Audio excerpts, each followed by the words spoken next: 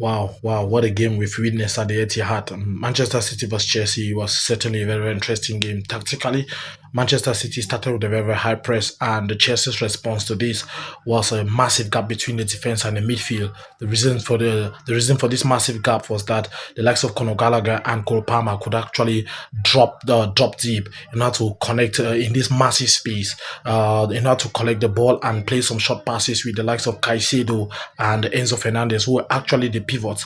When they connected with these players, the likes of Gusto could actually overlap on the wings. For example, in one of the scenarios that we saw, Cole Palmer dropped deep, he got the ball and protected it so well and turned before he could find Gusto's overlapping run. When he finds Gusto then goes on to find Jackson in the middle. Unfortunately, he could not finish that chance. That was not the warning was not enough for Manchester City to hit. And later on, we saw the same thing again with Cole Palmer actually dropping deep, receiving, turning before he could find this time around Jackson's run, and Jax fed the ball to Jackson, who then finally found Raheem Sterling, who chopped in on his right foot before he actually unleashed a very, very good curler.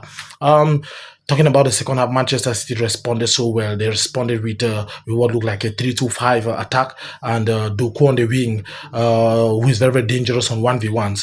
He was actually held down so well because Kopama and Gusto actually doubled up on him, which made it very difficult. The bad thing was that Manchester City were not able to find that extra player because Doku was attracting two players. Therefore, there was an extra player, but Manchester City could not actually find this. Chelsea's response to this massive attack of 3-2-5 was a 5-3-2. With the 5-3-2, they could match up Manchester City's five attackers on the last line, and they were very, very compact in the middle.